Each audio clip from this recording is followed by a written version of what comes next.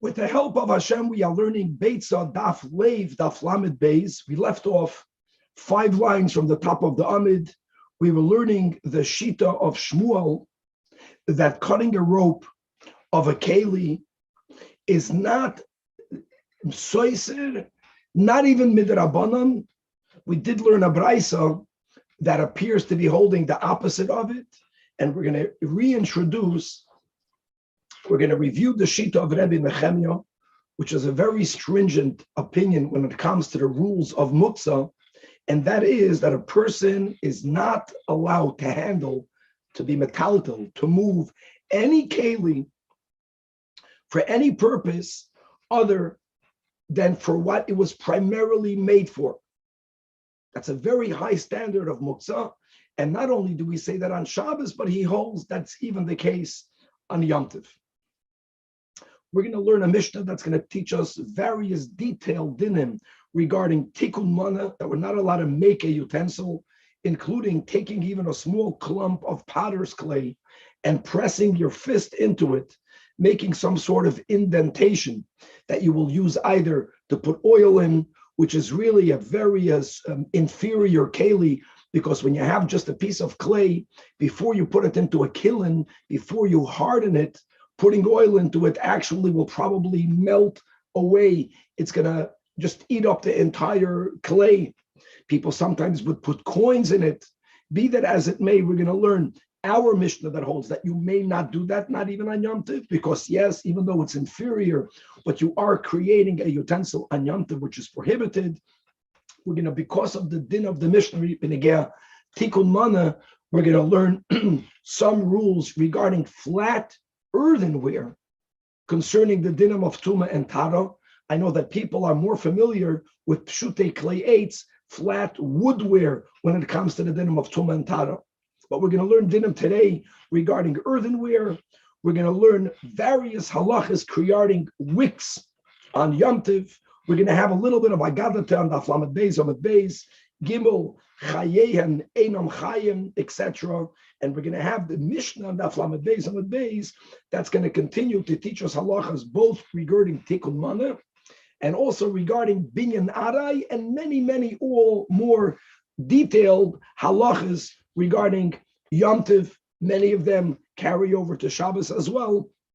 And again, we're going to start on Daf Lamed Beis, Amud Aleph, 5 lines from the top of the Amid. On Daf Lamed Aleph, Amud Beis, we quoted the Shita of Shmuel. We were learning about Chosomois Shavakarka. We were learning how one is allowed to untie those ropes that would close doors, because it was never tied with a Kesher Shel Kayama.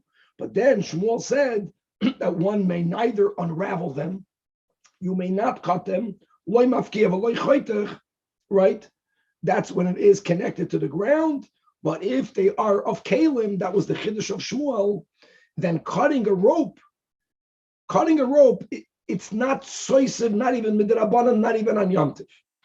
Now, we quoted the Beitzah that clearly says otherwise, says the Gemara, the Beitzah that we brought in, Toratz Talach Reisha, as we learned above, but the Beitzah that we have on top of the Amid contradicts Shmuel.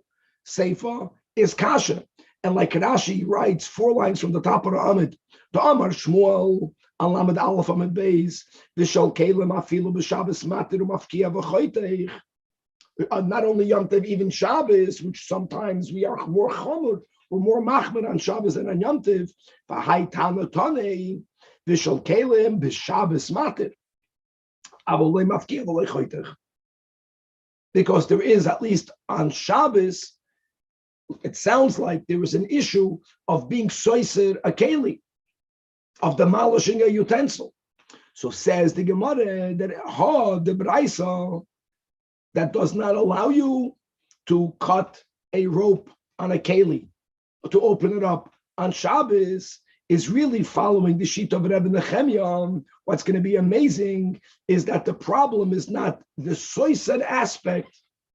The problem is that how are you going to cut the rope? By taking a knife. The problem is that you may not handle the knife. Because if we're going to follow the Shita of Rebbe Nehemiah, the Amar, Kol hakelim ein netolim elo derech tashmishon, that no keli can be moved only for its primary purpose. That's a big chiddush of the Gemara. So even though the Gemara says you may not cut it, it's not because you may not cut it. There's nothing wrong with cutting it. There's no stira by kalim. When you get a package and you open it in a way that you destroy the package, you're not doing anything wrong, not even midrabanan. The problem is simply, how will you get the knife that will cut it? Now, knives were made to cut food. Knives were not made to cut ropes on kalim. And therefore, the knife is muktzah to carry to do something that it's not its primary purpose. But the problem now is, if it's not about soisin, it's just like a technical thing. The keli to cut it is muktzah. Why does the Brais on top of the Amid only aser you unraveling, only aser you cutting? On Shabbos, l'chora, according to Rab Nechemya, there should be no difference. I feel Yom Tov Nami and V'chitema, and if you're going to counter and answer that Shanya Leil Rab Nechemya, Bein Shvus Shabbos, L'Shvus Yom Tov, just like we had so many times already, that since we see biblically that Hashem was more lenient on Yom Tov for Oichel Nefesh, but therefore Chazal at times were also Bichlal more lenient on Yom Tov, maybe Rab Nechemya, who has this chamur dikka concept by Muksa, that kol hakelim ein netolim el derech tashmishon. Maybe that's only for Shabbos, not for Yom Tov. It's not correct. Umishanyale, does he make such a differentiation? No, he does not. Because v'hatani chada, we learned in one Beitzah, masikin bekelim that on Yom Tov, you can fuel a fire with undamaged kelim. Ve'ein masikin b'shivrei kelim, but you may not fuel a fire if you have a wooden keli that broke on Yom Tov. And the reason for that was, that's connected to the dinner of Muksa. In other words, if you had a keli, had a board, when Yom Tov came in, the board was designated, to chop on it.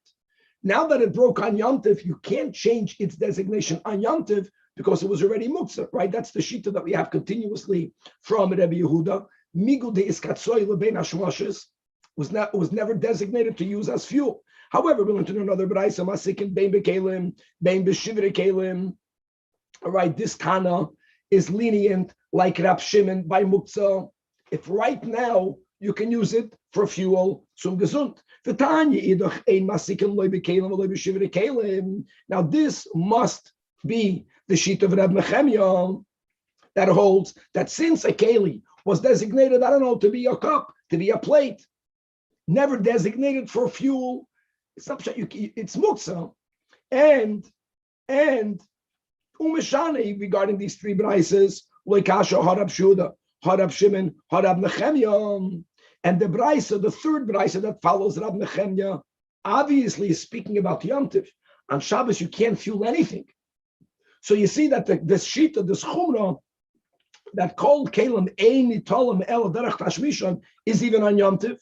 So how do you say that the Tana on top of the Amid is Rab Nechemya? The Tana on top of the Amid differentiates between Shabbos and Yom Tov. So the Gemara says it must be Trei Tanoi Vali with Rab Nechemya. And we're holding our ground that no one is going to argue with that, which Shmuel tells us, that by Kalim there is no issue of demolition. And on Yom Tov, not on Shabbos. The problem that we had in cutting a rope off a keli is because the knife may not be taken to cut the rope. And that's going to be, again, another source for the practical question regarding opening up packages on Shabbos, on Yom Tov, aside of what we learned above, aside of a potential muktzah, aside of if the package came michutz l'tchum, then you can't do that, then you can't open it up.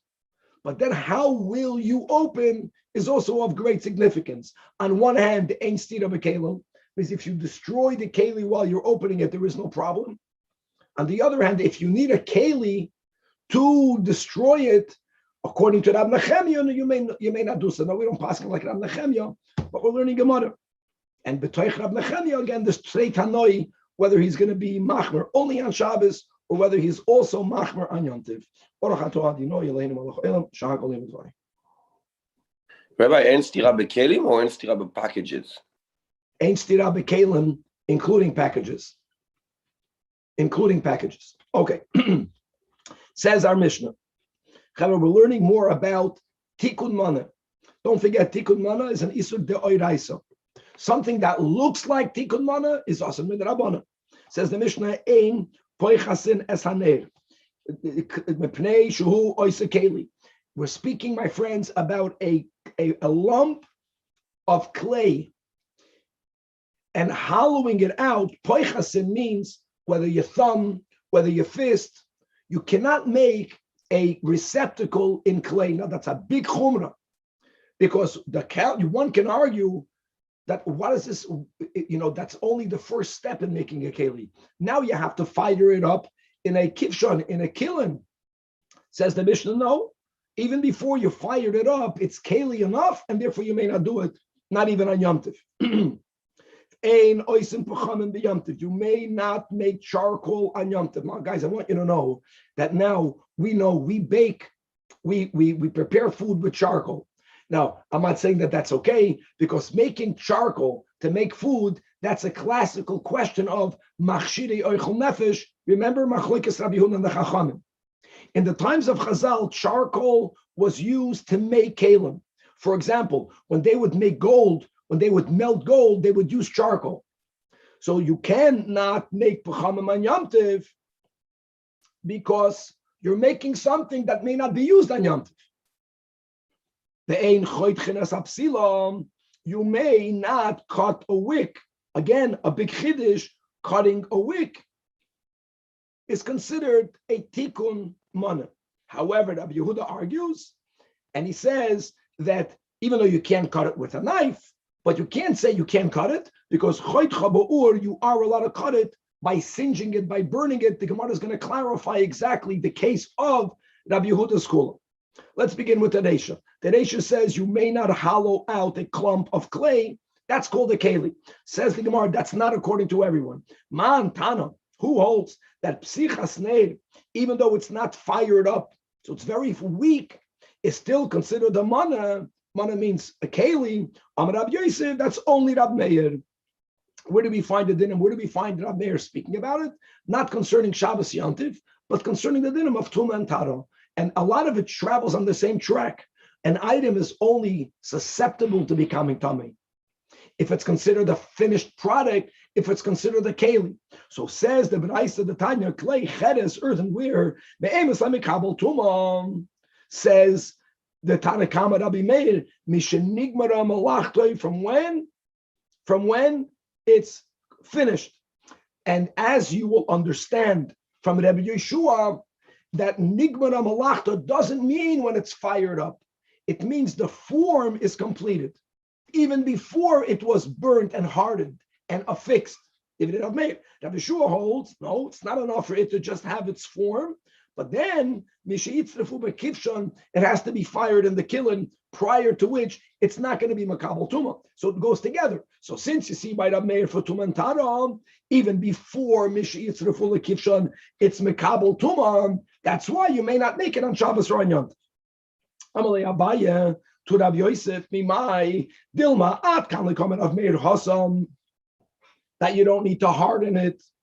Maybe that's because that, but I was speaking about a very large piece of clay. Therefore, the chazi lekabule beimidei, as the Rishonim speak out, something that's very large won't necessarily be used for liquids. It's big enough; it can be used for solids. Solids won't destroy the form of even a piece of clay.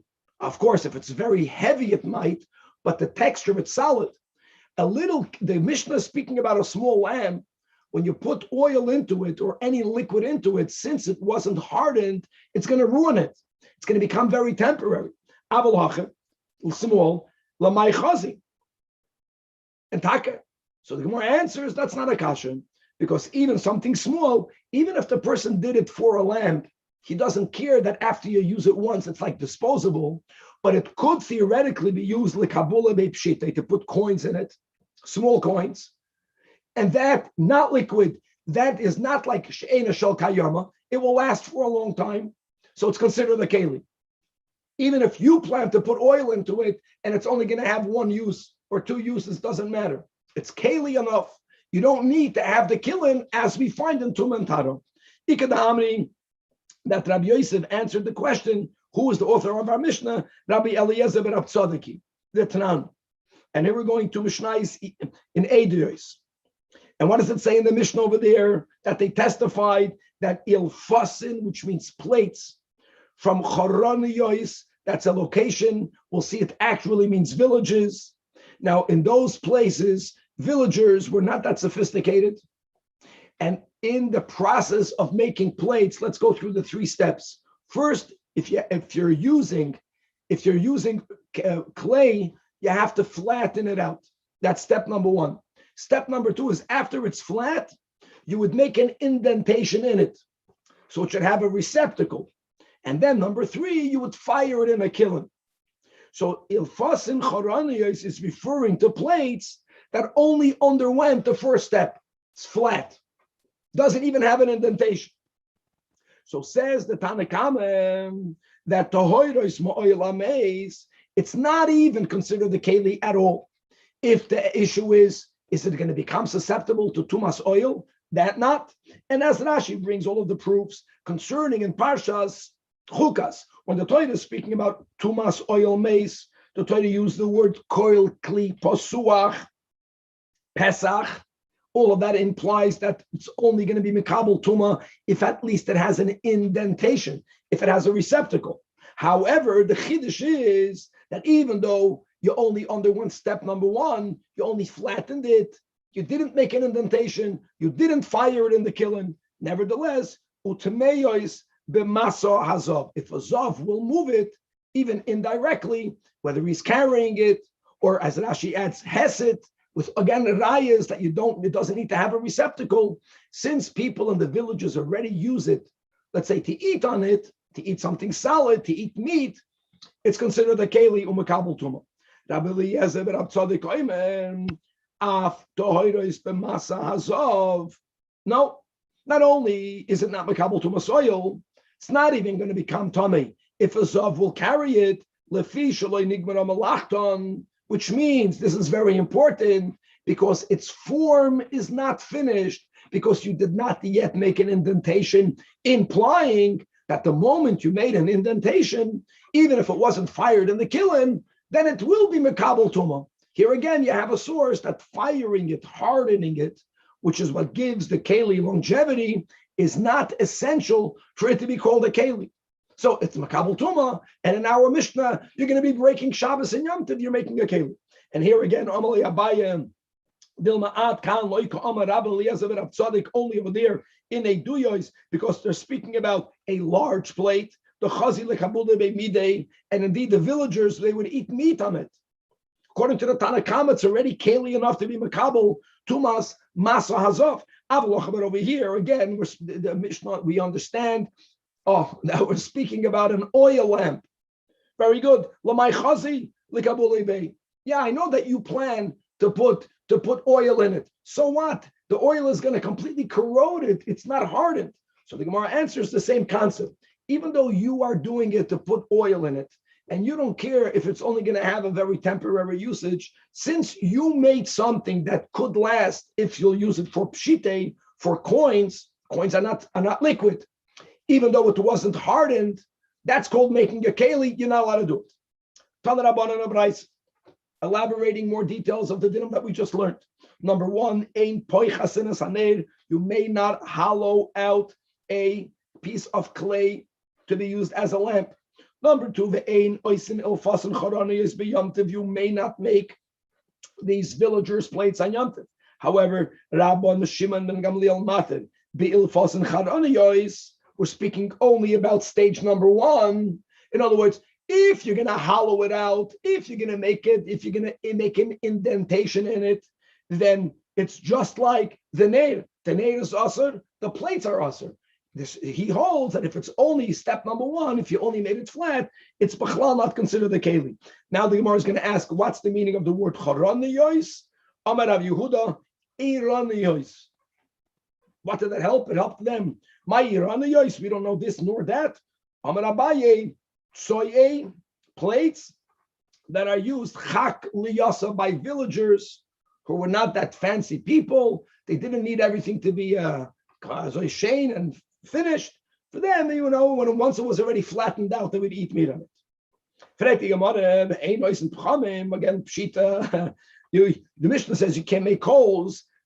Guys, if people would use coals for food, the Gemara wouldn't ask Pshita. You know why? Because Taka, according to Rabbi Yehuda, who holds that Machshirei Oichel Nefesh is also Doiche Yamtiv, there would be a Chiddush. Now, the reason why, even according to Rabbi Yehuda, you won't be allowed to make coals is because you could have made it before Yamtiv. Remember that Rabbi Yehuda holds Machshirei Oichel Nefesh is Doiche only if you were unable to make it before. The problem is that they Bechlal never use charcoal for the making of food. So, of course, it's Asr, Lamai Chazi, that you would use it again. Smiths would use it to make kalim. Answers the Gemara, no. Tani Rabchia, oil yarin, that used to have bathhouse attendants, and they would warm up water. And you would think that if they are warming it at Laboy Bayoim to warm up a bath for Yom Tiv, that would be something that maybe, at least according to Rabbi Yehuda, would be permitted. Okay? And if you remember the whole sugi we learned in Shabbos, and the maskana there was that because of stages of rabbinic gezeros, we may not take a hot bath, not on Shabbos. We may, even if the water was warm before, we may not take a hot bath on Yom Tov. By the way, even now, right, mikvah is the exception, right? Don't confuse a bath with a shower. That's a different topic, right? Because there's a hot bath, and then there is a cold bath. And again, as we learned, even on Shabbos, in the times of Chazal, you were allowed to take a cold bath. The ending of Masechta Shabbos is a story of an Amoira, a Rav or a Rabba bathing.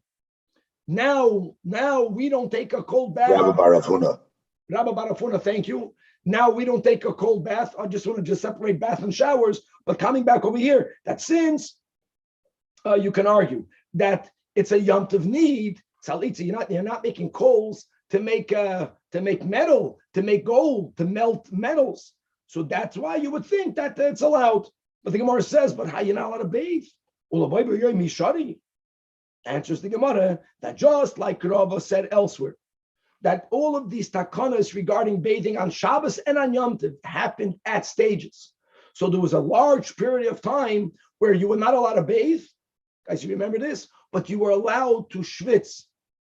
That means they were allowed to make a hot sauna for Yom Tov. So they're just like Rava said, also lahazia, and before the Gezeda, hachinami, that the reason why the Beitzah needed to say a chiddush that you can't, or the Mishnah said a chiddush that you can't make coals, if the Mishnah din was written at the time that you were allowed to take a hot schwitz on Yom Tov, and bathhouse attendants needed coals, and it's a Yom Tov need. Nevertheless, you're not allowed to make the coals. And that's even according to Rabbi Yehuda, who holds that machshirei, right, that you're allowed to do it, but you should have done it before Yom Tov. So to go and make the coals on Yom Tov is going to be awesome. Right. Says the Mishnah, referring back to the Mishnah, you may not cut the wick into two. And Rabbi Yehuda says that you can cut it with fire, meaning you can't cut it with a knife, but you can cut it with fire. Frag the Gemara, why? Even Rabbi Yehuda's moida to cut a wick into two parts. Why can't you do it? Because you're rectifying, you're making a keli. They're going to second mana. What difference is there whether you're using a knife or fire? It clarifies the Gemara that the case of Rabbi Yehuda is only that if you have two different lamps, you can think about candles that are hard. You can think about oil, like Kevin is itching to put up pictures the whole time over here. So you have oil. You only have one wick. You put the wick in both lamps. When you light that wick in the middle, it doesn't even appear like you're trying to make two lamps. No, you're trying to light the fire. Happens to be that the fire will take a burn and separate the wicks, and now you'll have two lamps. That is something that, at least according to Rabbi Yehuda, you are allowed to do, because your kavanah is not to make a better wick or a smaller wick or a double wick. Your kavanah is already to light the fire. And the Tanach holds no. that since de facto you will be separating the wick, that will make the wick into a new keli. There was 1 wick, now you have 2 wicks. That's why the Tanach holds, even if you're separating you're creating the 2 wicks by an act of lighting the fire, which, by the way, you could do on Yom Tov, as we'll get to more in the next daf, not make the fire out of nothing, but from a pre-lit fire, we can light another candle. Rabbi Yehuda holds you can do it. Amar Nasan bar Abba Amar Rav Moichatenas Apsila b'Yom Tov. You are allowed to trim a wick on Yom Tov. Now that's a problem because, again, now that we established that even a wick is considered a keli, can't cut a wick into 2. So what kind of trimming? Well, how is trimming better than cutting? So the Gemara is going to clarify. My moichatin amarab chanina bar shelemia, either in the name of Rav, or we take out in the name of Rav. It means only la aduye chushcha, to remove the charcoal, the dark, thick piece of wick that darkens its illumination. As today the wicks are much better, but even today sometimes the wick for some reason is not getting burnt up. So the burnt wick is in the fire, it's diminishing the fire. You can get rid of that charcoal, that fabrente wick. That is what you are allowed to do. That's the moichatin esapsila b'yamtiv.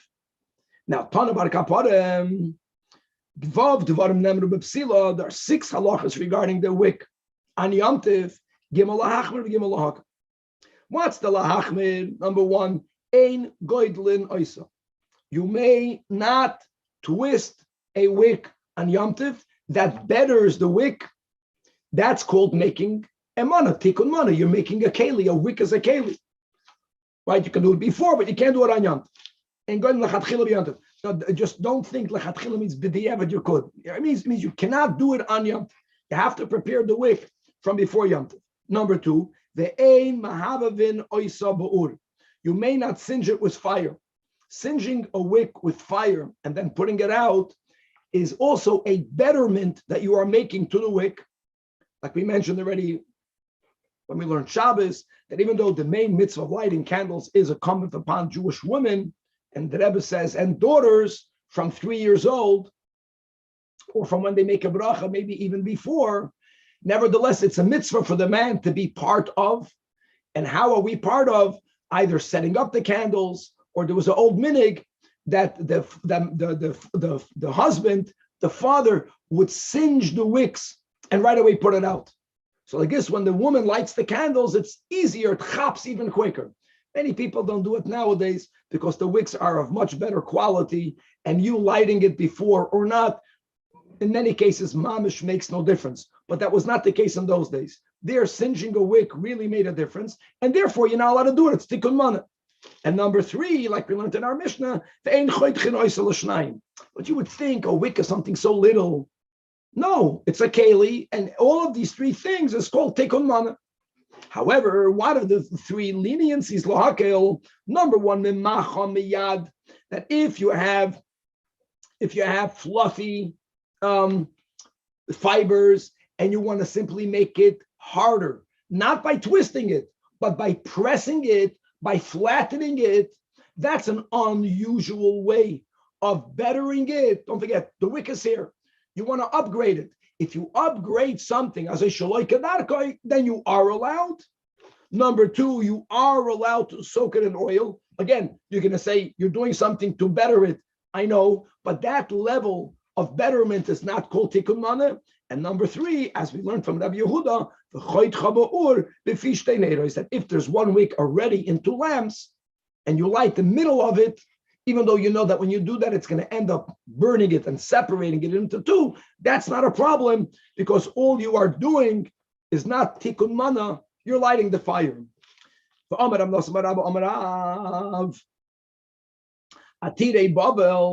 We're quoting Rav Nosson Bar Abba because he was quoted above in the 3rd line, right? So we were speaking about the sugya of what could you do to a wick, what can you not do to a wick? He said, Moichatin as apsila. So now we're going to quote from the same Amoira, an apparently unrelated topic, that Atire Bavel, that the wealthy Yidden that live in Bavel, Yord de Gehenna. Wow. And make no mistake over here, this is not the Amiroim of Eretz Yisrael, right, that they're criticizing the palate, the kutach that they eat in Bavel. This is Rav, the Rav in Bavel, in Surah. And maybe not, maybe Bavel was only that region called Bavel, but he said some words of criticism, that the wealthy people are going to go into Gehenna. And that was because he felt them to be stingy. Kiham, it gave a case that there was a Jew by the name of Shapsai Bar Marinus, that he ikla Bavel. It's the region of Bavel, not Surah. He went to Bavel. And Bo Minayu Iska. So the first thing is, ideally, a Yid who doesn't have means, you want to figure out how to make a parnasa. So one of the most common ways of one Yid helping the other make parnasa is to be a soicher, and you give someone merchandise on consignment. It's the easiest thing. Just go to work, go sell. But you don't even need money to invest. So he wanted to get merchandise on consignment. Then the iska will be that when he sells it, the profits will be divided however they agree to. They didn't give him that. Okay, you understood. They didn't trust him. They didn't know him. So if he couldn't do schoira, then he needed a handout. So then when he asked them for food, they didn't give him. And because of that stinginess, he says that they're going to be Yord Gehenna. Amar Hani Me'erev Rav Ka'asi. Who said that? Mistam Shapsai. He said these people that live here, they come from the Eid of Rav. As it says in Parshas Re'eh regarding Zera Avram Yitzchak Yaakov, that there's a certain level of Rachmanis that God put in the DNA of a Yid. And call Amarachem al Abriyos, whoever is very merciful, Beyodua, Shohu Mizare Shel Avram Avinu.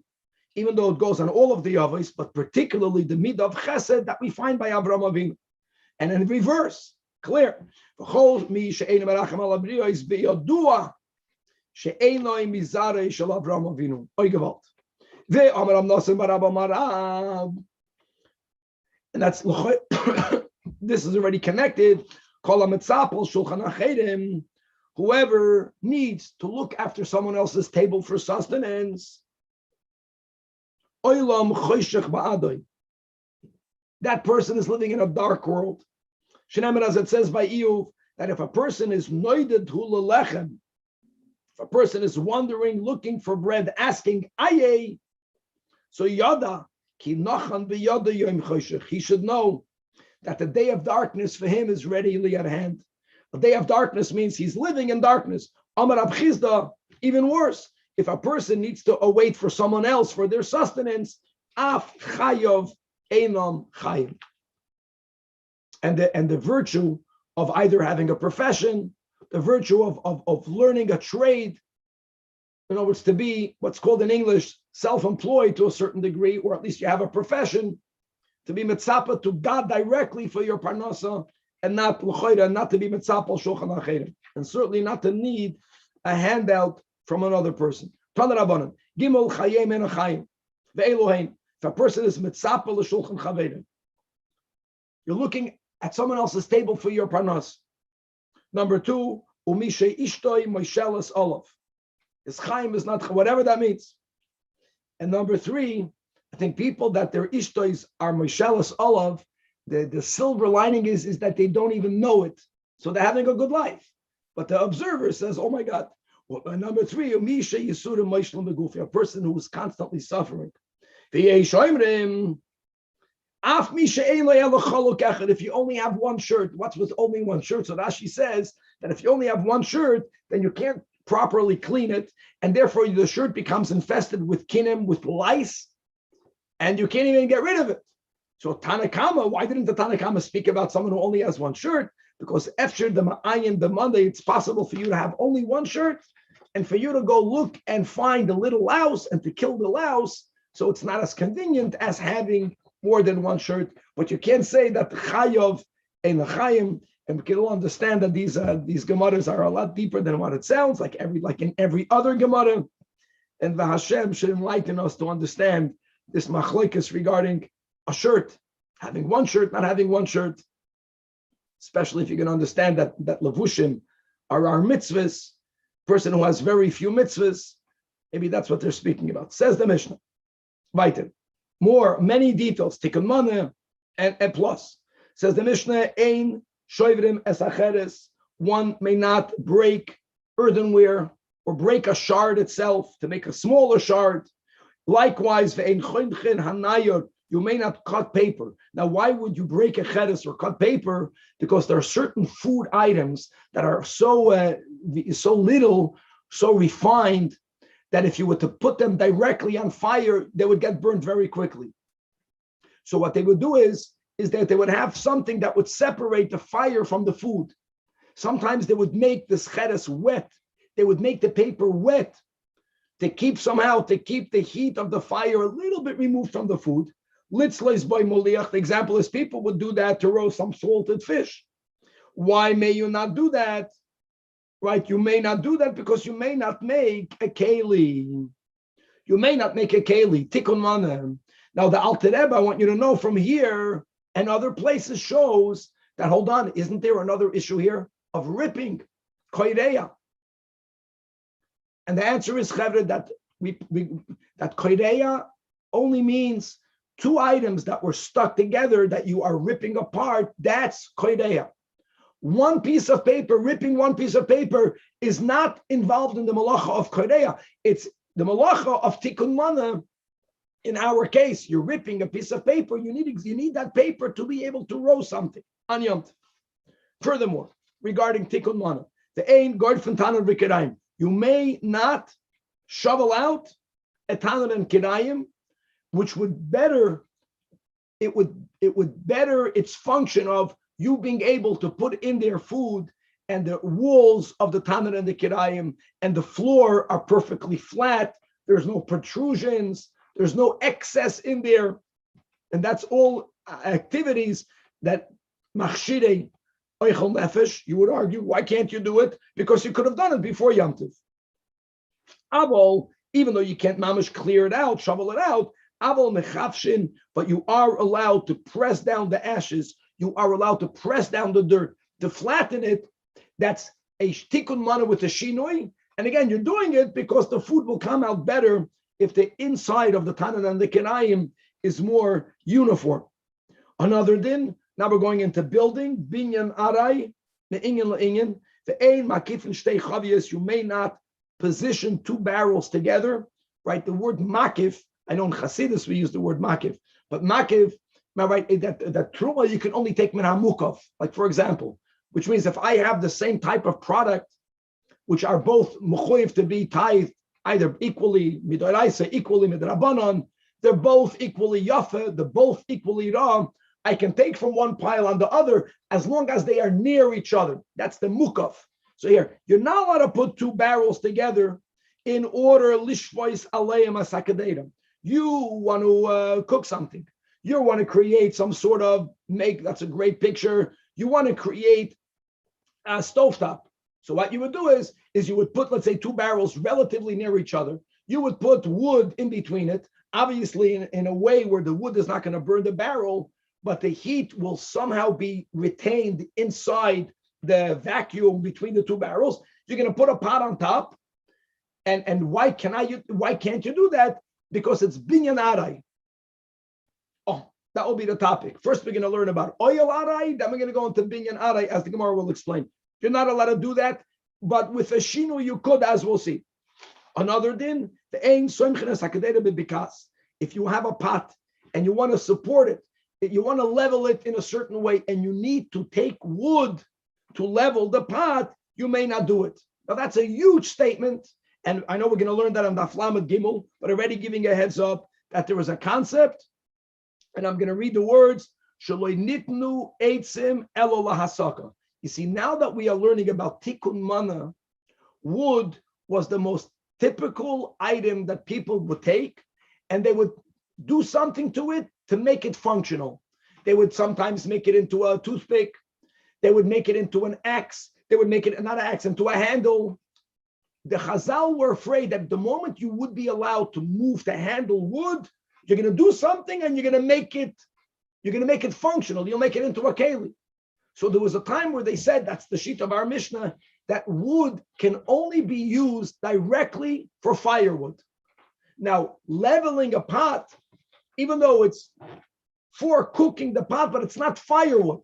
So even if you're using it in the process of cooking, this Tana holds that loinitnu eitzim elo lahasok. It's like muksa. And v'chein bedelas. Now v'chein bedelas will leave for the Gemara. It sounds like you may not move wood, but to level a door, people would not use wood for a door. The door has to swing back and forth. We're going to learn more details how the Gemara will clarify what this v'chein bedelas means. Another thing. You may not drive an animal using a stick. Here, the issue, Rashi says, is not about this moving of the stick.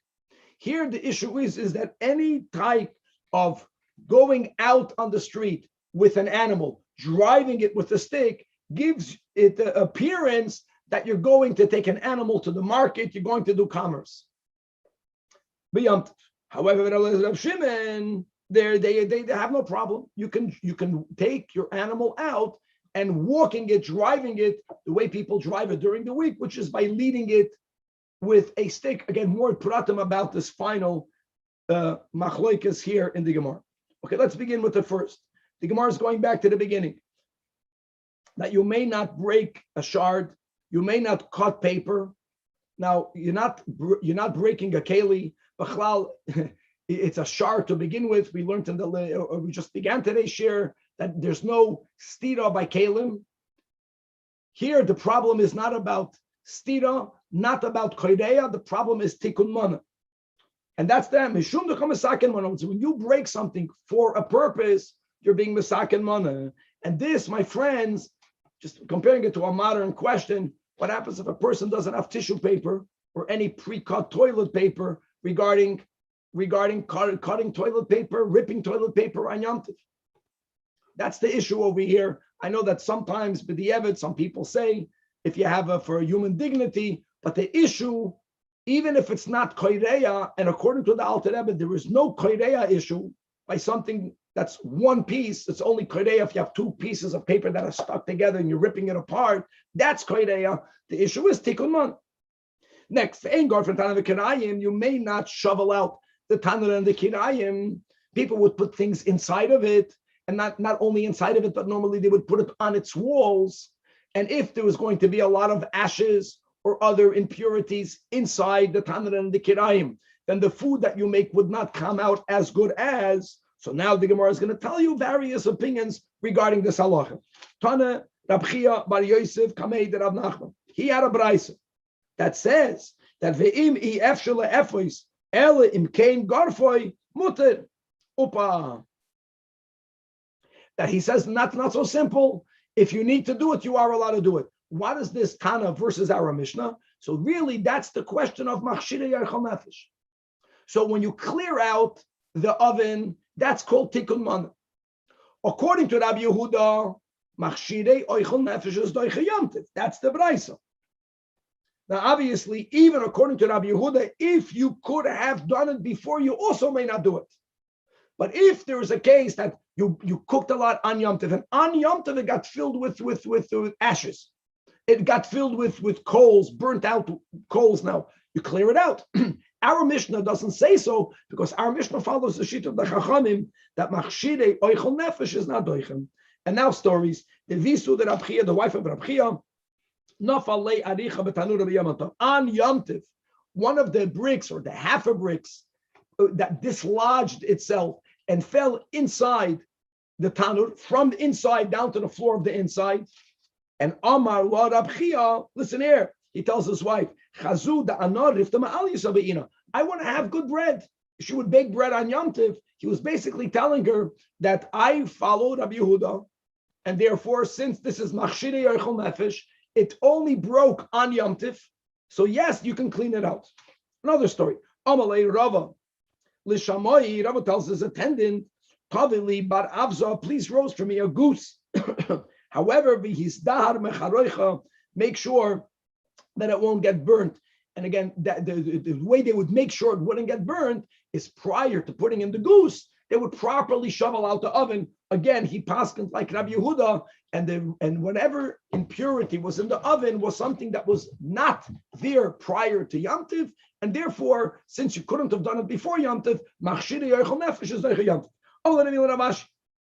That Amalon Rav Acha Muhutza. The Mar, I heard from him that you, meaning you Rav Ashi, sharkin leitanu Rabbi Yom Tov, that you would spread mud to cover the mouth of the oven, to seal it, for it to retain heat. But here there's another issue. Now, covering the mouth while you're baking, the issue is not tikkun mana, but how would you get the mud if not by you mixing the water and the earth? That's kneading, that's lush. So here again, is there the machshiri yochel nefesh?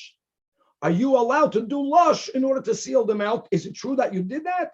So Amalei, I want you to know that by me there was no lush b'chlal, because I took the earth, anan araksa de prasam chinan. They lived in the banks, they lived near the Paras river, and the earth near the banks was already very muddy, perfectly fit to seal the mouth of the ovens, and therefore I did not have to make it, it was already made. However, Vahanamili, there was another issue. What's the other issue? Like we have sand in a sandbox, which is okay. Sand from the beach is not okay because it's muksa. How do you resolve muksa? Prior to Yom Tov, you have to designate that earth that you plan to use to seal the mouth of the oven, Hanamile, that the tzayde me'esmoil, that prior to Yom Tov, you already made a mark in the banks of the river of Paras. From here, I'm going to take a shtickle mud to seal my oven. Amar Avina, and if you have no such mud, and now that we are saying that lush is not something you can do on Yom Tov, it's machshire yochel nefesh. We can paskin like Rabbi Yehuda, but you should have made mud before. So there's another technical, practical solution, and that is uketama shari, that ashes, mixing it with water, which becomes a great sealer for your mouth of the oven, is something that doesn't properly mix with ashes, doesn't properly mix with water, and therefore there is no lush challenge, there's no lush problem. So that would be the option B. That's all before today. Today, just close your oven door and you're good to go. Okay, moving on. You may not bring together close two barrels, can't position close two barrels, and we'll see. Is it because you're making an oil? Because binyan, even though it's arai, but still you may not do it. Amar Rav Nachman, avanim shel beis hakisei mutar letzadadan b'yom tov.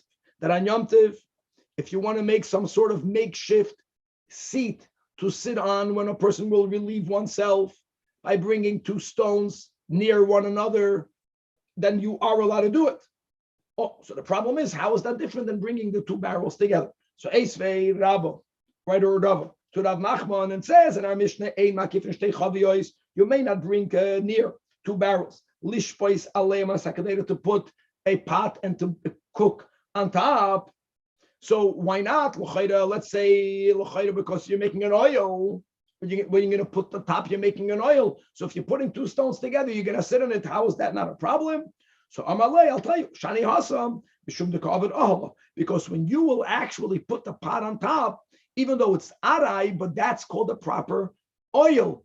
If you remember, Chevra, a person is not an oil. A person is not an oil. So when you put the two stones together, even if someone is going to sit on that, it's never going to come to an oil. That's why you are allowed to do it. Amalei Rabba Zuta, Rav Ashi, no. Don't understand that the problem is only about oil. Because what would happen if a person is building something that has no hollowed space underneath it, which means what you're putting on top is not a oil, would it be permitted? Elamata bana itztaba, if you're building itztaba means a platform. Here it really means a chair, but not the way you have a chair that under your chair there's a hollow space. What happens if you're building a solid block? You're putting together bricks in order for you to sit on top, but there's nothing underneath it. What will that be allowed on Yom Tov? Because there's no oil? Of course not. Of course not. Now I know that whatever it is that you're doing is only arai, so the problem is only of a rabbinic nature, but we know it's asur. So Amalei, you're right. Our Mishnah is not only about oil. No, our Mishnah is about binyan aray. And in our Mishnah, you may not put two pots, two barrels together. You know why? Because like this, on a biblical level, binyan keva osra toira, binyan aray lo osra toira. However, v'gazru rabbanan al binyan aray mishum binyan keva. And over there, now the problem is, I know that if a person's sitting on two rocks, that's not called oil, but that there's a building, you're building something. So, now that we have it clear that aray is only midrabanan, if a person needs a more honorable chair to relieve oneself for human dignity, many rabbinic rules were never imposed to begin with.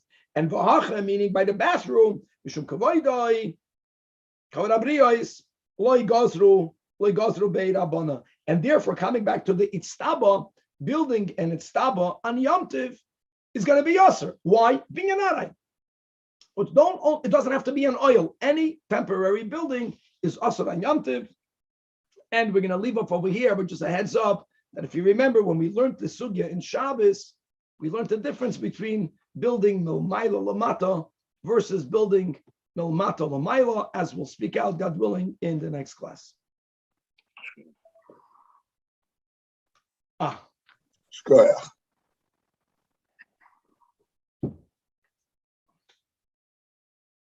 I'm going to get a bit more caffeine, and if everyone is okay, we'll move.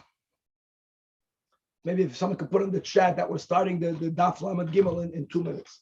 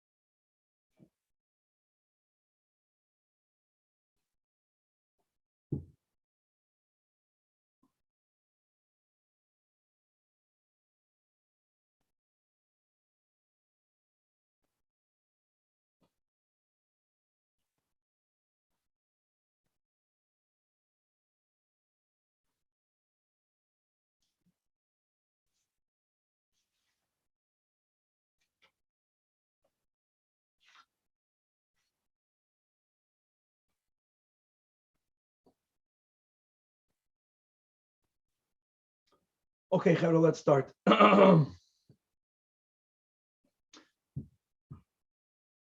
was just thinking about Gimel Chayim in a Chayim. All of these things means that a person should be more independent. It's all about independence. And if a person only has one chaluk, is a person who has a little bit of, let's say, financial independence, whether that's enough or not. It's the importance, of course, the ikir is the ruchnias, but if a person is constantly farzort for parnasa, here it's for shalom bayis, here it's for yisurim, then you're not free. Then you're not free to serve Hashem properly.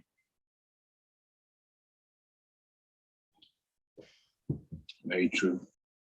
All right, let's go. With the help of Hashem, we are learning Beitzah Daf Lamed Gimel. We left off on Daf Lamed Beis, Amid Beis, the last line of the Amid. We are learning about temporary construction, being an aray, how it's asur, how it's only asur midrabanan, which is why there are exceptions when it comes to human dignity. And we're going to learn, since it's only asur midrabanan, that if you make a deviation, if you make a shinui, if you build in the opposite way, like many other rabbinic rules, that the moment you make a shinui, it becomes mutter lachatchila. And this gavaldik concept of that God builds milmayla lamata, of course, because the Eibishter began kaviyachol lamayla from Shemayim, right, from Atzilus, Bria, Yitzira, and then you have Asiyah. People here, we build milmata lamayla. And even physically, when you build a building, you begin with the lower part, and then you go to the higher part. So since being an Ari is only us and Midrabanan, we're going to learn if you make a shinoi by building milmayla lamata. So for example, the case we had on the Mishnah was you may not bring two barrels near each other and then put a pot on top, and you're going to put the source of fire in between the two barrels. So the two barrels serve, number one, as a holder for the pot and as an area where the heat is retained. But what happens if you're going to hold the pot on top? Someone has to hold the handle, and then someone else brings the two barrels underneath it. That will be the concept of building milmayla lamata. And other such examples, we will see that will be permitted. Even though we already mentioned, but that Daf Lamed Gimel Beitzah is where we introduced the concept of eitzim loy nitnu ela lahasaka. That's a very big statement. And it's all based l'chora that in those days, today we have so many kalim and everything is easy to get and everything is disposable. In those days, you didn't have tools. You didn't have any kalim. People would give they would get the Yerusha, a couple of plates and cups. So wood was the easiest item that people would end up using for all sorts of things, including they would take a log and they would turn it into something which is asur because you're being mesaken mana on Yom Tov. So there came a time, according to some opinions, that Chazal said all wood is by default muktzah. You can only move it on Yom Tov if you need fuel. And that will be a way to understand various halachas that we had on the Mishnah on Daf Lamed Beis, Amud Beis. We're going to have a Mishnah on Daf Lamed Gimel Amud Aleph, like we had already in the last year, with many, many specific dinim, which will all be explained in the Daf. But I just want to mention one of them in the introduction because that's a huge topic. It is here that the Mishnah introduces that on Yom Tov you may not create fire. And that's the big issue. Of course, on Shabbos you may not create fire. The Torah says, Lo yisavaru eish b'chol ma'ishvesechem, from all the lamatas malachas. Clearly, that's one that havara, whether it's lechalik lalav or whether it's to be machalik the malachas, havara is clear. Carrying is noch hamachloikas, whether the loiseitzu is concerning tchum, whether it's concerning carrying by the mana. But be that as it may, on Yom Tov, for oichel nefesh, you for sure we're making fire. The Mishnah says that you may not create a fire on Yom Tov, and as we will speak out, there's a very important machlokes rishonim, whether creating fire on Yom Tov is an isur d'oraisa or it's an isur d'rabbanan. And the big nafkamina, whether it's a d'oraisa or d'rabbanan, is whether we are allowed to tell a goy on Yom Tov to create a fire l'chatchila.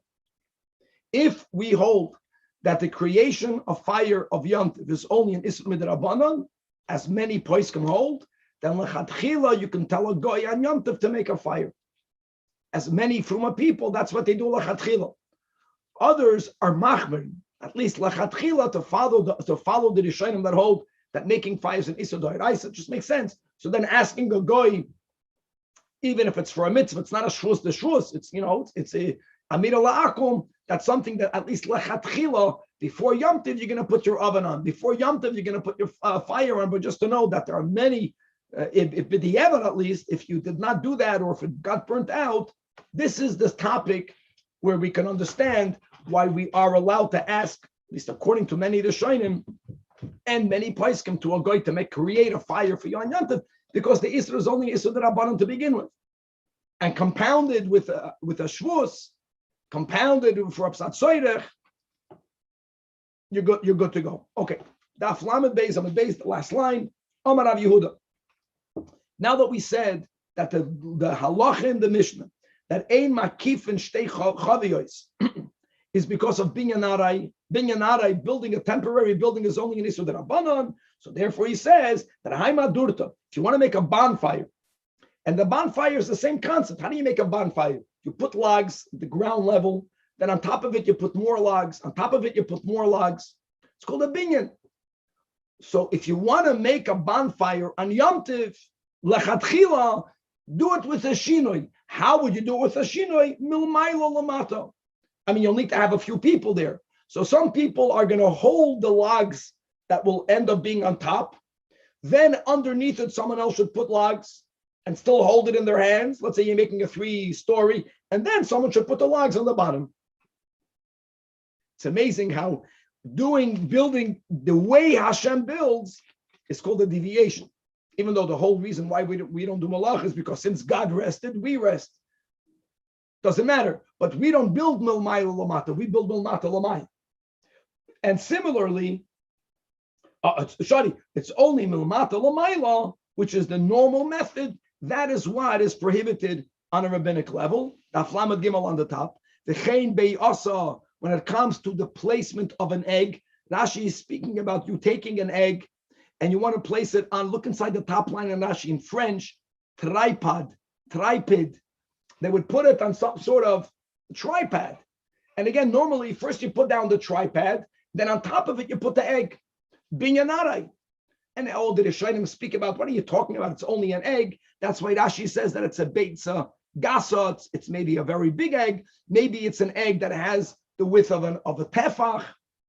It's anything that resembles building, even though it's not real building, might be asr midrabanan, make a shinoi, and the simple shinoi is put the egg down, then put the tripod underneath it. You're building milmaila lamata.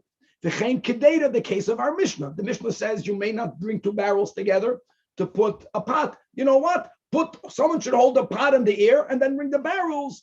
And v'chein puriyam, the beds of those days, you had, the side posts, and then they would have some sort of canvas that they would put on top. Say that, have someone hold the canvas on top and then put the side posts underneath it. V'chein chavisa, if you're stacking barrels, same concept, all of it, as long as you do it with a shinoi, milmayla lamata, then muter lechatchila. And by the way, that goes both on Shabbos and on Yom Tov, right? The case of the pot is only a case of Yom Tov, but when we're speaking about other examples, it can even be, we learned this in Shabbos, right? You want to put together your bed. If it's temporary, then build it milmayla lamata. Next. Now, really, this is like 2 dots, because we are referring back to the Mishnah on Daf Lamed Beis. The Mishnah says, if you have a piece of wood, you may not move it to use it to support a pot. And v'chein bedelis, nor may you move a piece of wood. It sounds like for a door. The Gemara says, bedelis salkadaitach. No one uses a piece of wood to support a door, because if something that's fixed and it's crooked and you want to align it, you put something underneath it that we get. A door opens and closes. You don't use a piece of wood to support a door. Ela ema v'chein hadeles. I got it. The Havamina was, you don't use a door to support a pot. So the Gemara says, who's going to use a door to support a pot? So the Gemara says, no, you may not move a piece of wood to support a door. That you may not do. And why not? Why not? On Yom Tov? On Yom Tov, you can use wood for fuel. Why is wood muksa on Yom Tov? So we quoted already when we learned the Mishnah, and now when we learned the Sugya of that, the Chazal Pashat saw that in those days, if you needed something, you needed tools, you need something to help you do what you need to do. The most common item that people would use that they had available were branches, were twigs, or pieces of wood, and they would rectify it, they would better it, they would make it functional for their need. That's called tikkun mana. They would be making a utensil. And the only way they felt you can stop it is they made a very big ban that you can only move wood. Now on Shabbos, never, because on Shabbos, you're not allowed to cook. Even on Yom Tov, yeah, for cooking, fine. But other than for fuel, you may not move wood. That is the author of our Mishnah. And indeed, Tanach Rabbanan, you may not support a pot by using a bekas, a piece of wood. You cannot support a door by using a piece of wood. Why? There came a time that the sages only allowed for you to move pieces of wood if you are going to use it for fuel. If it's not for fuel, then you might end up using it, making a handle out of it, using it for something else by rectifying it. Tikkun mana. Rabbi, you can't use it for a door stop, not a door stop. Very good example. Very good example. That's exactly so. A piece of wood is good for a doorstop. So our Tana holds you may not do it. Why? Because you might end up, let's say, like you said, a doorstop. Sometimes the wood doesn't fit, so you want to level it out. You want to better it. You can end up making it into a tool. However, not everyone agrees to that. Rab Shimon argues. I want you to know, B'chlal, we paskin like Rab Shimon when it comes to these dinim. As we'll see soon, actually Rashi writes that clearly. Rab Shimon is matter because, no, of course, if you want to use it into a doorstop and you want to rectify it, that you're not allowed to do. But if you're not rectifying it, wood and Yom Tov is good for fuel. Wood is not muktzah to begin with. So if you want to use it to support, no problem. You have a chair, the chair is crooked, or the table is, rickety, and you want to put something on one side. All of that, that's the question. Next thing that we had in the Mishnah, you may not drive an animal with a stick. The sticks that were made to drive animals on Yom Tov. However, this is all quoting our Mishnah, that Rabbi Elazar, but Rab Shimon matir. Now, what's the machlokes here? So perhaps suggest the Gemara that Rabbi Elazar, but Rab Shimon is following the shita of his father. In other words, maybe the issue is an issue of muktzah. The broader application of muktzah, the more limited application of muktzah, maybe such a stick, according to Rabbi Yehuda, is muktzah, and according to Rabbi Shimon, is not muktzah. In other words, according to Rabbi Yehuda, people normally, even if they would have to move their animals about a little bit, would not need such a stick. Those sticks were needed for a long distance drive, a long distance trek that you're not doing on Yom Tov. So therefore, according to Rabbi Yehuda, it's muktzah. Rabbi Shimon says no, as long as you were not befedish, if you did not explicitly say, I won't use the stick, by default, the stick is not muktzah. Is that the argument? So the Gemara says no, loy. But how I feel Rabbi Shimon might, even if you're going to follow Rabbi Shimon, that is generally lenient when it comes to muktzah. Here, still, other than Rabbi Elazar and Rabbi Shimon, we're going to have a problem with the stick. And why is that? Because the mechze commando azal.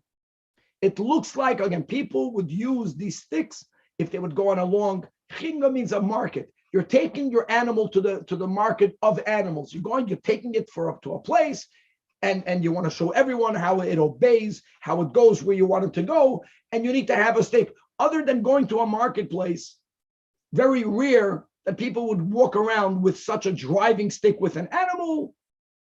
It goes without saying, people would use it when they go on a trip, but you cannot go on a trip. Speaking about tchumen on Shabbos and on Yom Tov. So therefore, even according to Rab Shimon, the Tanach holds that this stick is muktzah. Rab Elazar but Rab Shimon is even more lenient. He says no. He still holds that there's no muktzah issue. Says the Gemara. Chizra. Chizra means a spit. So again, people have kalim. If you don't have a keli, you need a spit. Again, you had a round, you have firewood. Can you break off, right? Can you use a pointed branch, not breaking, you're not making anything. Can you use a pointed branch as a spit? So Rav Nachman says it's awesome.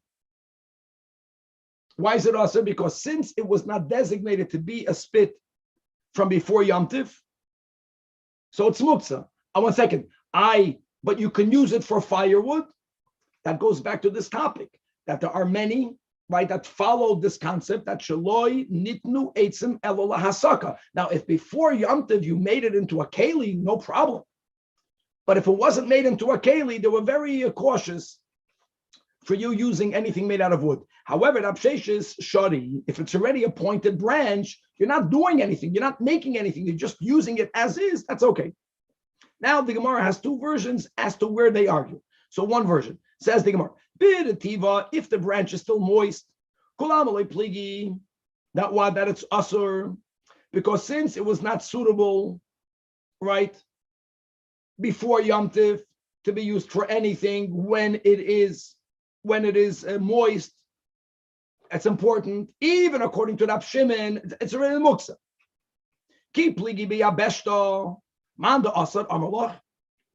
If it's dry, still like yitnu eitzim evol hasaka. That's the sugya. Even though this can be used for firewood, only for firewood, they made as a blanket takana against using wood if it was not made into a keli prior. Umanda shari amalach. No. Mali litzlois boy, mali litzlois begachaltoi. Even if I'm going to agree that nitnu eitzim ela hasaka, what does hasaka mean? Hasaka means you can only use wood for fuel. Hello, a spit. We're not using it for a door stopper. You're using it for the process of food preparation. What difference is it if you're going to put the stick in the fire or if you're going to put the food in it and put it over the fire? That's called hasaka. And therefore you're allowed to do it. That's one version. Ikeda Amri, the opposite. If this pointed branch is already dry, or it was already dry from the outset, that you are allowed to use it because you're using it for food. That's considered asaka. Ki pligi, they only argue if this pointed branch is tifta is moist. Manda asar will say loy chazila asaka. He says, based on you can only use it for fuel, moist is not used for fuel. If you can't use it for fuel, then you can use it for a spit. However, among the shari amalach, it's not true. If you have a very, very large fire, then you would feed it even with moist logs. So since in that scenario, it's chazil hasaka, and we are saying that what's the difference if you're using it as fuel or as a spit? It's all mamish direct for food, then you are allowed. What's the halacha? Says the Gemara V'Hilchasa, Yabeshta Shari, that only if this branch is dry, then are you allowed. And the tifta, and if it's moist, then it's asur. Why is it asur? Why is it asur? Again, now that we established that even if we're going to say that le'nitnu eitzim ela hasaka, but a spit is called hasaka, it's asur because it's not fit, right? It's not fit because it's moist for the fireplace. Says Rashi, that's only according to Rabbi Yehuda, who has this more stringent application of muksa. I'm reading inside Rashi, a couple of lines before the end of the narrow lines. Hachil chasa is only a liba demand the islay muksa. Ikba. Aval anan, says Rashi, but since we paskin like Rab Shimon, leniently, sfida lon, bein b'muksa, bein b'davar she'ein mischavin, and on the other side, we paskin like Rabbi Yehuda lekula when it comes to the question of machshiri yerchel nefesh, uchi Rabbi Yehuda machshiri yerchel nefesh.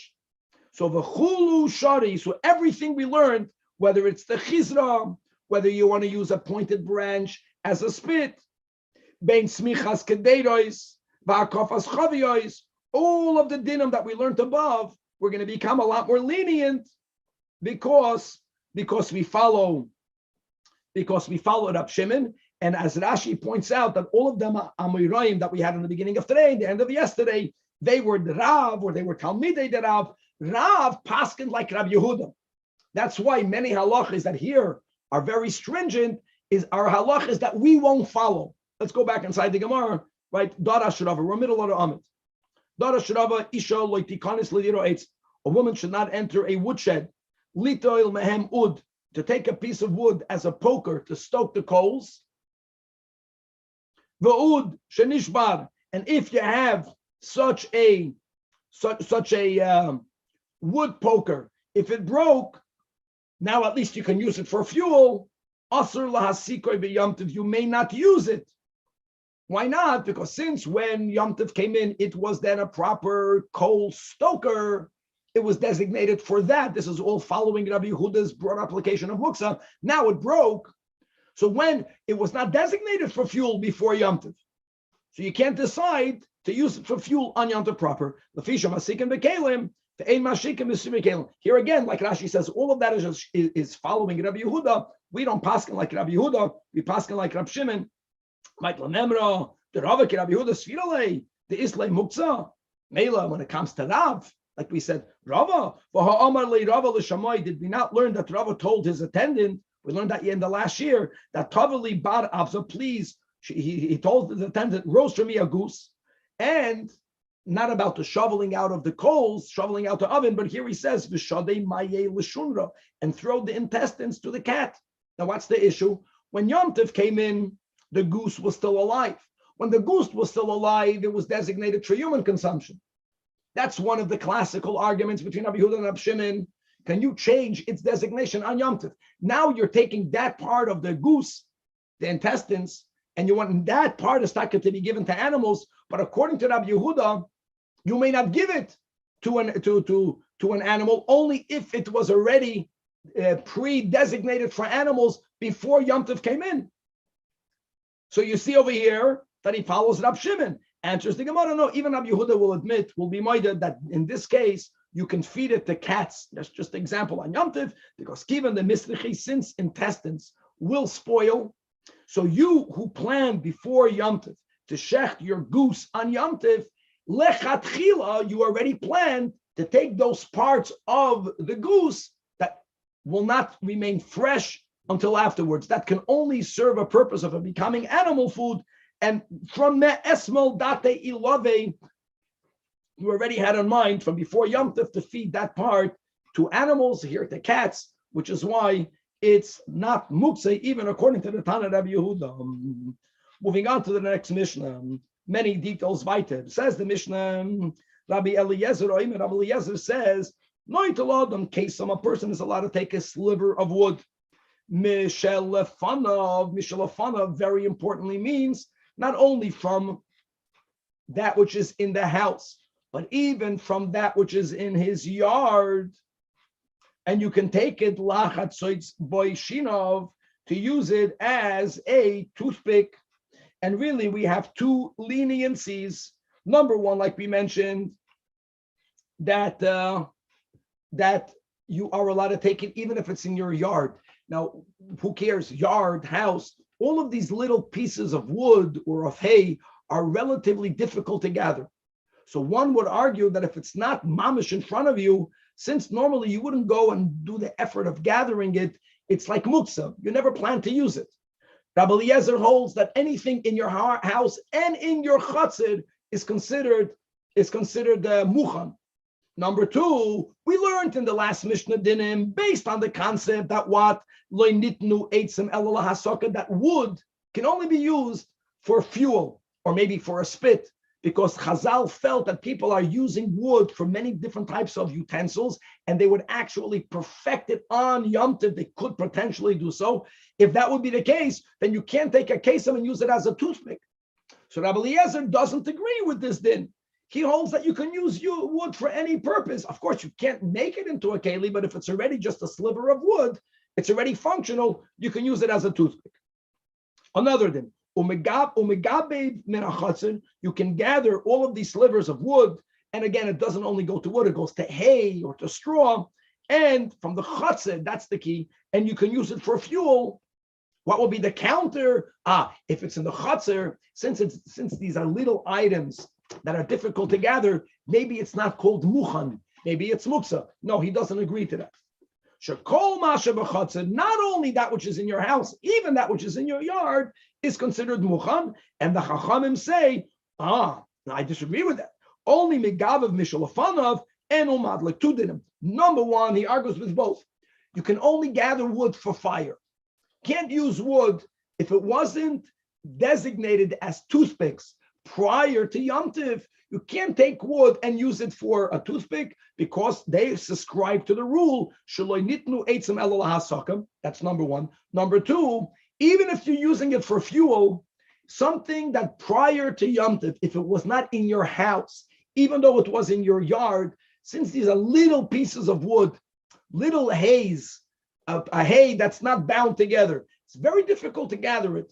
So normally people don't even have in mind to use it for fuel prior to, and since you did not have in mind to use it, the Chachamim hold it has the status of muktzah, even though you can add to the fuel on Yom Tiv, but though that hay, that sliver of wood is already muktzah. Okay, now next clause in the Mishnah, Ein moitziin es ha'ur. You may not produce fire on Yom Tiv. That's the Mishnah. You may not produce fire. What type of creation of fire? Now we know that once you have a pre-lit fire, you can add to it, you can take from candle number one and light candles ad infinitum on Yom Tov, lechatchila. But you may not create a fire. Now the Mishnah gives all types of ways of creating fire. Which don't tell me I'll do it in an unusual way. Look at all of these ways. You can't create fire by using woods. You can't create fire by using stones. There were people that knew how to create fire from a certain type of earth. They made that earth spark, Rashi says. You can't do it from earth. Maybe Kevin will find a picture for that. I don't know how from earth you can create fire.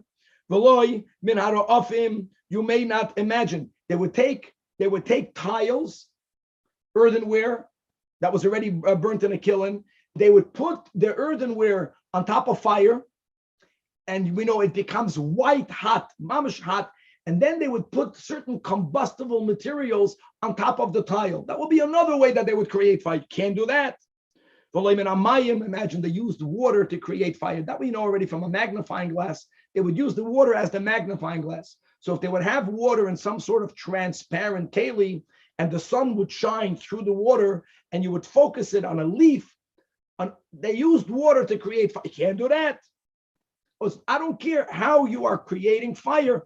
Fire creation on Yom Tov is prohibited.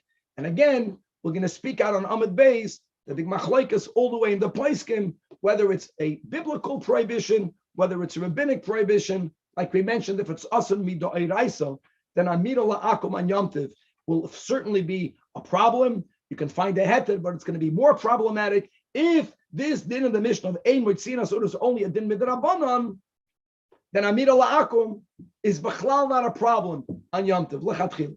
Okay, now the final din in the Mishnah is the ein melabna mesaro afim. You may not make well, let's go back to the tile. You can't make a tile white hot, not to make fire. You want to roast on it. You may not do that. You may not put a tile on the fire to make it red hot for you to roast on it. And the question is that why not? I'm not creating a fire. I'm taking the heat from a pre-fire. The Gemara is going to explain to you why the Chazal were afraid this is a rabbinic prohibition, and we may not do so. So let's go to the beginning. All right, says the Gemara, Amar Rav Yehuda, Daf Lamed Gimel Amud Beis, that as we spoke out, one of the arguments between Rabbi Eliezer and the Chachamim is whether we subscribe to Shaloi Nitnu Eitzim Elo Lahasaka. Why did the Chazal make a decree that wood you can't handle? Because you might make it into a keli. What happens if the wood that you have access to is moist? It's not hard. No one would use that to make a keli. So is it still included or not included? So it says Rabbi Yehuda, Oichle behema, if something is soft enough for it to be eaten by an animal, ein bahen mishum tikkun keli, people won't use something that's soft into a keli. And therefore, let's go back to our toothpick. That will be a great example. Can you not a toothpick that we buy in the store that was already made for toothpicks? That of course is okay. Speaking about taking a sliver of wood and you determining on Yom Tov, I want to use it as a toothpick. So you're going to say, but we learned that nitnu eitzim elo lahasaka. Says Rav Yehuda, if it's moist enough for it to be eaten by an animal, then Chazal were not afraid you're going to make it into a keli. And that is not included in this takana. And yes, you can use it as a toothpick. L'kula alma. Eis ve'Rav Kana l'Rav Yehuda says in a Beitzah, metaltalin atzib samim lohareach bohen. Even on Shabbos, my friends, you are allowed to move fragrant woods because you want to smell them. It's not muktzah. It's fragrant wood. You're just moving it around. Similarly, you are even on Shabbos allowed to move certain woods, lahanif bohen l'chayla, to wave it to someone who's ill. And it's not only that you are creating wind, but it has a good smell. Similarly, guys, this is even on Shabbos, you are allowed to roll certain woods in between your fingers that would bring out even more fragrance, and you can smell it. However, but you may not clip its top, cut off its top to smell it. Obviously, we're not speaking about a wood that's connected to the ground. That will be something that's asur d'oraisa. But here already cutting it is, what does Rashi write? That you're making it into a keli. No, you're starting to fashion wood. People would take wood and they would make it into something. But if you did it, pater avol. Why is it pater avol? Because your kavana was not to make it into a keli. Your kavana was to get its fragrance out. So now it's only asur midrabbanan. But if your intention was to make it into a toothpick, making it into a keli, not only may you not do it, but im katmai chayev chatos. Now, what's the problem? The problem is, see, we are not familiar with fragrant woods, but you should know, my friends, that the harder something becomes, the less fragrance it has. Like old people, hard people, mishmek garnished. So it's soft. If it has, it's soft. What was the chiddush of Rav Yehuda? If it's soft, how do I determine soft? Animals can eat from it. The moment it's soft, people don't make it into kalim. Stira, clearly. Gavaldik akash. Beitzah, you can't argue with the Tanach. Amalei answers the Gemara. Well, the Gemara just wants to tell you how big the question is. Rav Yehuda in the top line is saying that if something is soft enough to be eaten by animals, lechatchila, there is no issue of tikkun. Not even midrabbanan. So Amalei, he first acknowledged that if you would have only found the Beitzah that would have said that it's pater avol asur, that already would have been a problem. Now I'm really in a corner because you found the Beitzah that said chayev chatos. That's why Rashi teaches. Like, wow, that's a big question. Mina kotza la kotza, mutar lechatchila to asur midoraisa. So it must be kitanya hahi bekoshin, that the clipping, that when we're speaking about making it into a toothpick, we're not speaking about the fragrant wood. It's not all together. You can't take a hard piece of wood and clip it into a toothpick. Taka, you're making a keli. Says the Gemara, hold on. The Beitzah was speaking about fragrant woods. If we're speaking about hard woods, b'nei menila ninu, what you think these are woods that if you roll them, some smell will come out of it? Nothing will come out of it. So we must say that you have to add to the Beitzah. So the that when it comes to fragrant woods, which are taka soft, and if it's still soft, then you can cut it. Your kavana is not to make it into a keli. Your kavana is to add to its fragrance. That's why you have to add in is when it's soft. But if it's hard, like temenu, don't clip it. But if you did, so it depends what your intention is. If you clipped it, but your intention was to maybe get a little bit of good fragrance, then at least your intention was not to make it into a keli. So you violated the rabbinic, but you did not violate a biblical. But if you cut a hard piece of wood, you cut it because you're fashioning it into a toothpick, that's mamash nisadoraisa. Like temenu, the im katmai, then you're chayiv chatos. Beautiful. And weiter. Tanach, we learned in one Beitzah that you are allowed to clip wood to smell it. Tanya idach, like temenu you're not allowed to do it. Again, how will I reconcile it? If it's rachen, if it's soft, then the Beitzah says don't do it. Don't do it because it's still no. If it's if it's soft, then you are allowed. And the Beitzah that says don't do it is because it's hard. And what's the issue? Because if it's hard, if your intention will be to make it into a toothpick, then you're violating an Isur D'Oraisa. So the Chachamim made a takana, even if your kavanah is not for lahariach boy, not to make into a toothpick, your kavanah is lahariach boy, still you know how to do it. Maskiv lo Ravacha Bar Yaakov. Still, the caution on my loy, if your kavanah is only to smell. So what are you telling me? Since if you'll do it for a toothpick, if your kavanah will be to make it into a keli, it's taka asur d'oraisa. So the Chachamim made a takana that even if you're doing it lahariach by, it's also asur. Do we make such a gezerah? Do we make such a gezerah that if something can be done for two intentions, one is allowed and one is not allowed, that the Chachamim say don't even do it for the right intention? Why will this be different from that which we learned to Masechta Shabbos? Mishnah that what? That if you have dried figs that were typically kept in a barrel, you are allowed to break the barrel. These are big dinim. I know that we learned yesterday the concept of stira by kalim. So this is vitally connected to this whole topic. That here there are two reasons why we are lenient, and no one debates it. Number one is if you break a barrel, if you break a container, if you break a box, you break it in a way that you are destroying it. You're doing an act of kilkul. Number two, for food, even on Shabbos, you're not cooking. You just want to get to the food that's inside of it. That's allowed. However, so here's the kasha. Hold on. If there's an activity that if your intent is to get the food is allowed, but if your intent will be to break open the barrel now to have a receptacle, and if that's your intention, then it's an Isur D'Oraisa. What are we saying? That if you're doing an action, that if there is a kavanah that's asur midoraisa, Chazal said, don't do it even for the kavanah that's mutter. So I'm back to my problem. If I have a twig that has a good fragrance and it's already getting harder, and if I'm breaking it to make it into a toothpick, if that's chayav chatos, then why? So he said so different. Don't even do it for the fragrance. They did make a takana. What's the difference? That's question number one. Question number two. Va'oid and Ravan Barav Adam.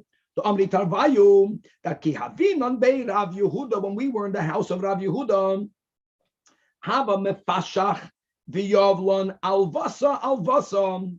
He would have certain branches. We're speaking about branches that are not rooted in the ground. There's no koitz in here. And he gave us sticks. He gave us sticks.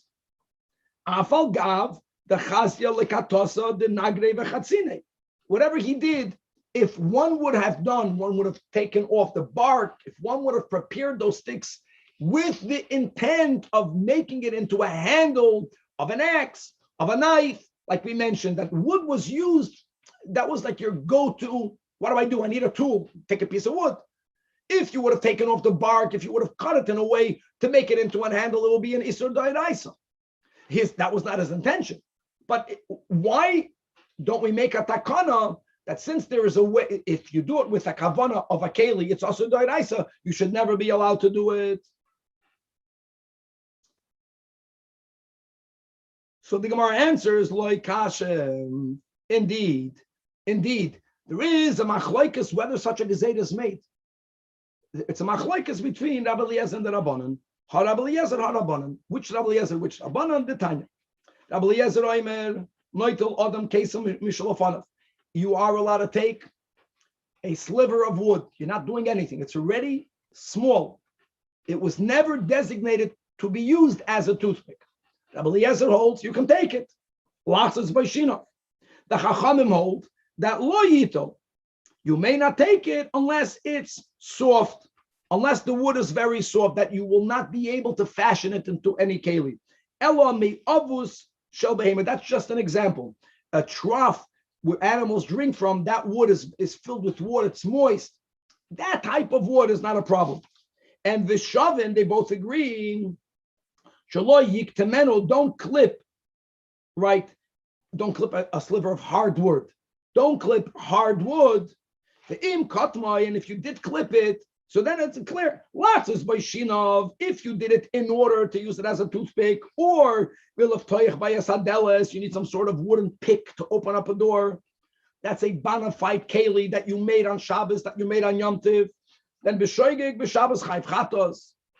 B'mezid b'Yom Tov soifik eswar boim. Divrei Rabbi Eliezer. So in other words, Rabbi Eliezer, who holds that if you did it for a keli, your chayv chatos, did not make a takana never to do it at all. So it depends what you did it for. But there's no takana. By the way, just get off topic for a moment. The reason why by Shabbos we speak about shoigeg, and by Yom Tov we don't speak about shoigeg, as when we learn Shabbos, it's not that common that we speak about someone doing something b'mezid. Normally, when we speak about someone who broke a law of Shabbos and Yom Tov, we're speaking about a person who did it b'shoigeg and taka for Shabbos, chayiv chatas, right? Chayiv chatas, not chayiv skila. Even though, of course, if you did it b'mezid, God forbid you chayiv skila. But it's good to remember this, that on Yom Tov, just to know, there's no biblical punishment for shoigeg. You know, remember that? When are you chayiv chatas? Your chayiv chatas, that's the beginning of krisus. Any activity that if a person would have done it on purpose, they would be chayiv chatas. Then if they did it inadvertently, the chayiv chatas. The punishment for chilul Shabbos is chatas. The punishment for chilul Yom Tov is malchus. We're not minimizing it, but it's malchus. There's no chatas for Yom Tov. There's no chiyuv chatas for the violation for an inadvertent violation of Yom Tov. That's why Bechlal throughout the Tanoim, when they speak about Shabbos, whenever you see the word chayiv, just in the speaking about b'shoigeg, we would always prefer to only speak about a violator b'shoigeg. By Yom Tov, we can't, because when we want to speak about the punishment, there is no punishment for shoigeg violation on Yom Tov. That's why here it's like clear in the Beitzah that b'Yom Tov b'mezid soifik es haraboim. Okay. Bottom line is, according to Rabbi Eliezer, there's no gezeira at all. Chachamim oimrim, no, echad zeh ve'echad zeh, einoi ela mishum shvus.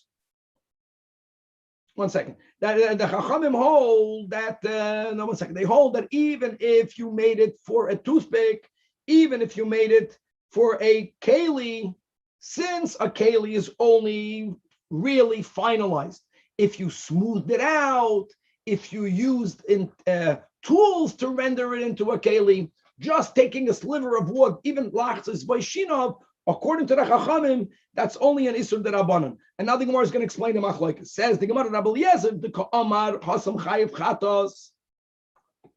If clipping wood for a toothpick, which is chayiv chatos according to Rabbi Eliezer, so indeed hache patal aval asur, he will hold that we make a takana not to clip wood to get its fragrance midrabanan. Because since if you do it for toothpick, if you take a chayiv chatos, then the Chachamim made a gzeira. Rabbanan, the Ka'amri Hasam Patal Aval Asur, that's the word. The Chachamim hold, that's the Chachamim over here. That even if a person were to fashion a sliver of wood into a toothpick on Shabbos or on Yom Tov, really it's only Asur Midrabanan, it's not Asur Midoraisa, because you're only violating biblical making a utensil if you properly finish it by smoothing it, not by just taking a little piece of wood of a log. So if the Isra is only midrabanan, so indeed, very good.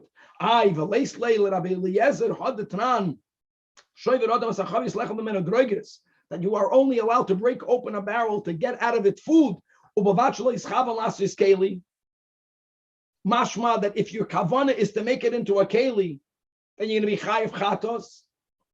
So Amar Rav Ashi, Kitanya, that where are we not concerned at all? That if you have an intention to make it into a keli, if your intention is to make it into a keli, you're going to be chayav chatos. Indeed, we're going to say we're going to make a takana. However, when are we not concerned? That's only bimustaki. It's some sort of cask that is so inferior, the way Rashi says, we are certain that no one will plan to use it into a keli. It's like what we would call today a disposable. That's the heter of a disposable. No one is going to make it into a keli. So what's the takeaway of our sugya? That any type of activity, that if you do it with the intention of making it into a utensil, if that will be a isur doiraisa, then you may never make it into a keli, even if that's not your intention. The Chachamim will make a gzeira.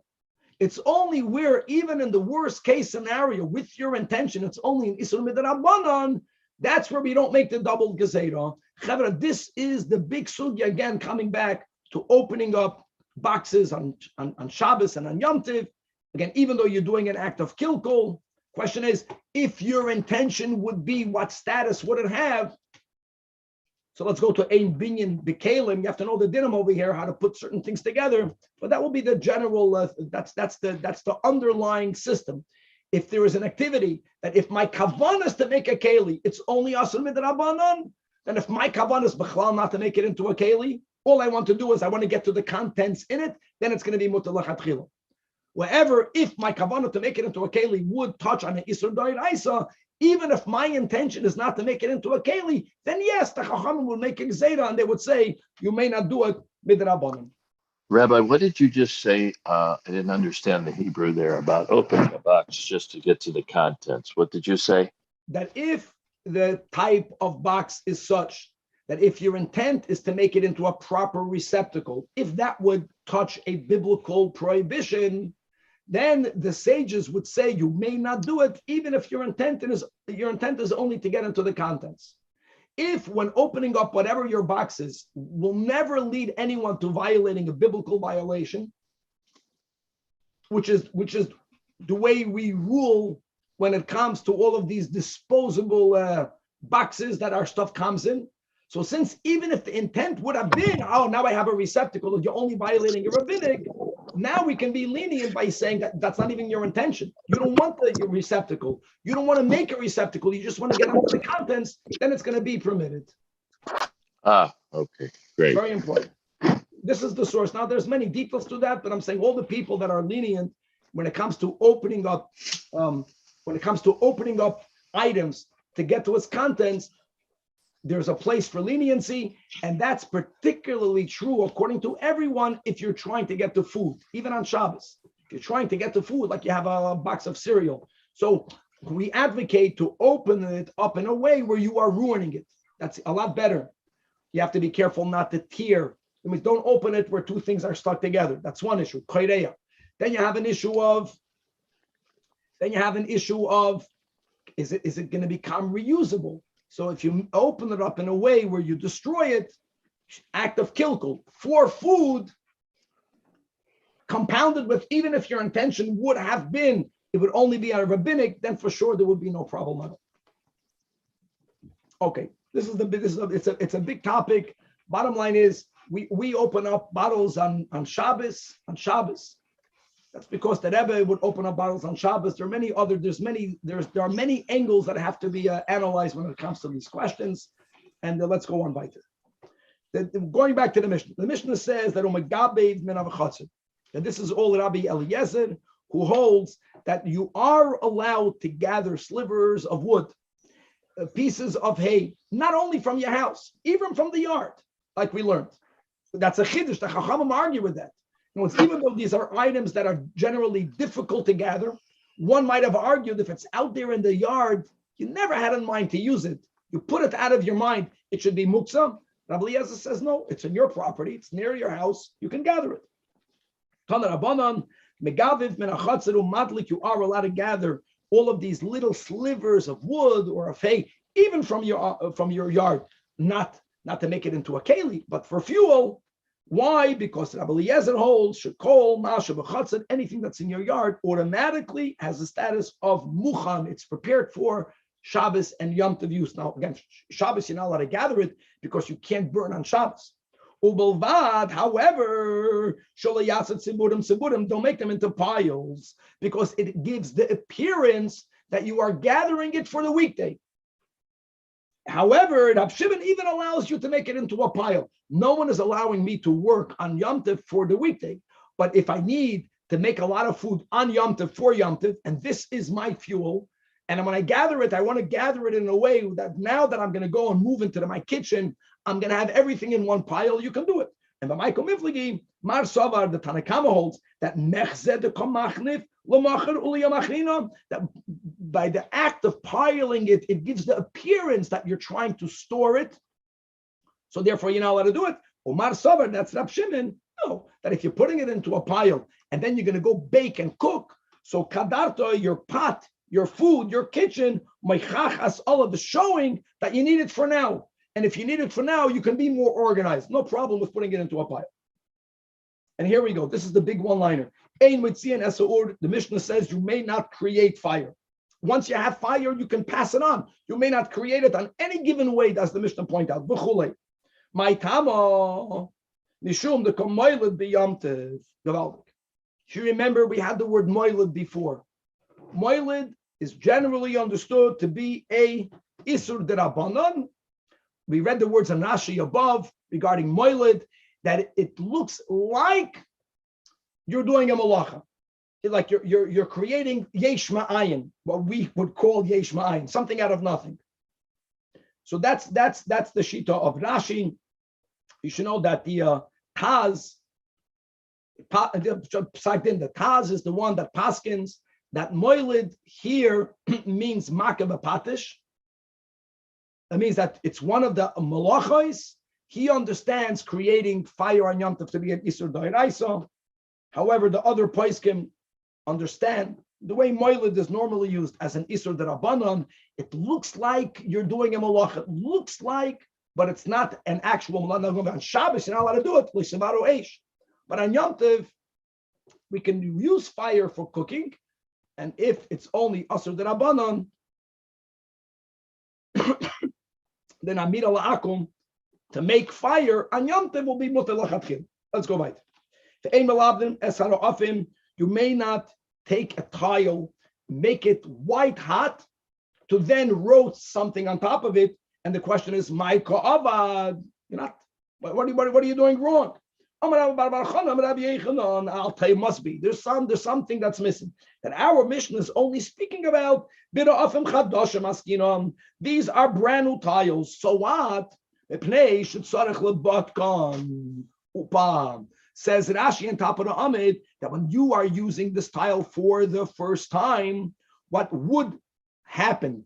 What is the percent? I don't know, but it was a substantial, even minority, that some of these tiles would crack. They would not be able to tolerate the heat that is needed for them to be used to roast on top. And therefore, that means if I'm working and it's going to turn out that my work is not effective, it broke, retroactively, my effort was an unnecessary effort, and that's asur midrabanan. Now, I'm hoping that my tiles will work. So in the tiles, the quality that they had in the times of the Mishnah and the Gemara, it wasn't that way. If it was new, if it was never tested before, you don't know whether it's going to function or not, and therefore you may not use it. You have to harden them. In other words, even more, that whenever they would use a brand new tile for the first time, when is the tile considered a finished product that could be used to roast on top? After it was used once for roasting. In other words, the first time that you use the keli, you can view that as the gemar malacha. That's a much bigger problem. In other words, you are actually making the keli. Only there is where the Mishnah says you may not use it. But if the tile was already used once, number one, you know that the tile is hard enough, it's not going to crack. Number two, it's already considered the final product the way the Gemara is learning, then there's absolutely nothing wrong. For you, it's Yom Tov. You're taking the tile, you're putting it on fire, and then you're taking it off the fire and you're putting on it whatever it is that you're going to use the tile to roast.